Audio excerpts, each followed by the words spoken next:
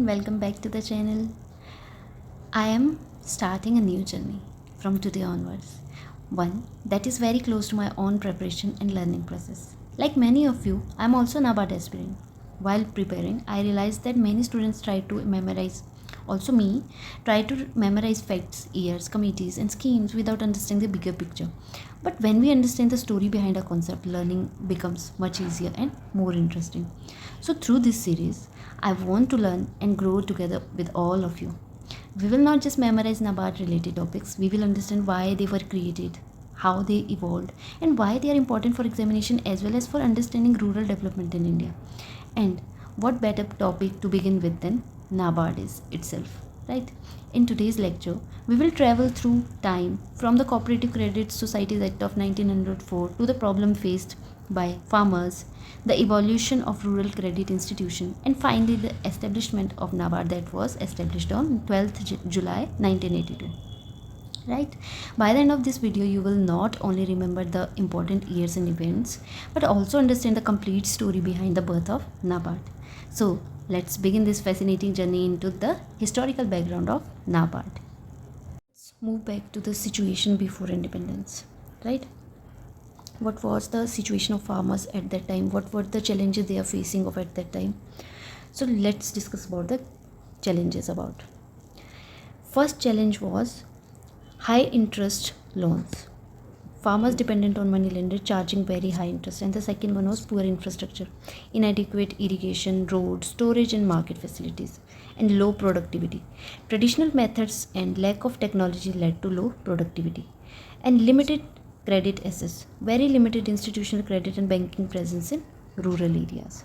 These were the challenges before independence. Right? Imagine you are a farmer living in a village 100 years ago. You need money to buy seeds, equipments, irrigation fertilizers, but you don't have much more money to buy these equipments. There is no bank in your village from where you can get the money, from where you can apply for the loan. So where will you go? Obviously to the village money lenders. The money lender gives you a loan but charges very high interest. As a result, many farmers remain trapped in debt. Right? That was the problem faced by farmers before independence. 104 Cooperative Credit Society Act was introduced. That was aimed to reduce dependency on money lenders. First organized effort to provide credit to farmers. That was first organized effort to provide credit to farmers. Farmers formed cooperative societies. Right? Now, what happened after that? After some years, the government realized that one small cooperative society was not enough. A bigger network was needed. So the Cooperative Societies Act of 1912 strengthened the cooperative movement. In 1912, the cooperative movement was strengthened. Think one of the village cooperative society as a single classroom. The 1912 Act helped create an entire school by connecting many classrooms together. The cooperative structure became stronger by combining all the cooperative societies. Now, the RBI Bank comes into the picture. In 1935, Reserve Bank of India formed. Suppose RBI as the principal of India's banking system. Although RBI manages the entire banking sector, it also understood that now agriculture was extremely important because most Indians depend on farming. As we know that most of our population actively working in agricultural area or rural area. Right?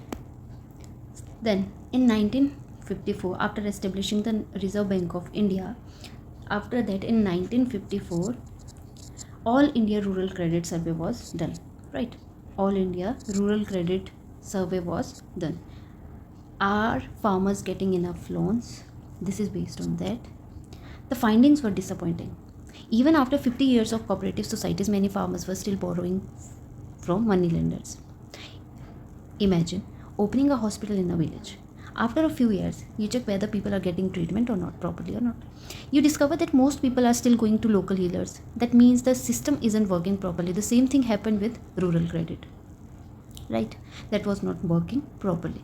So now in 1963, ARC, Agricultural Refinance Corporation, was established. The government then thought banks should lend money to farmers, but also more money to farmers. But banks were worried. What if farmers cannot repay? To encourage banks, ARC was established. That is why it is named as Agricultural Refinance Corporation. Then you will think, what is refinance? What is the meaning of refinance? Refinance means like an apex body give loan to the banks. Suppose RBI give loan to the fund to the banks, and then bank give loan to the farmer, right? As bank give loan to the farmer, farmer will get the money, and as bank has given the money to the farmer, RBI bank or an apex body give funds to the bank so that they can continue the process of lending to the farmers, right? So this it was the creation of establishment of ARC, Agricultural Refinance Corporation. ARC was established to support agricultural lending. It provides refinance to banks that give loans to the farmer. That is the meaning of refinance, right? Now in 1969, what will happen? All major banks were nationalized. There were nationalization of major banks. Government nationalized major commercial banks. Banks expanded into rural areas. Agriculture and priority sector lending increased. Right. Before nationalization, banks mainly focused on cities and business houses. The government wanted banks to serve village as well. Right. For example, imagine a school where only toppers receive attention. A new principal arrives and says every student deserves equal attention. Similarly, banks were directed to reach rural areas and farmers. So, after that, in 1975, regional rural banks were established. Right? Even after nationalization, many small farmers remained outside the banking system. That is why RRB were established in 1975. Right? Their main purpose was to serve small farmers, marginal farmers, agricultural laborers, and rural artisans. Right?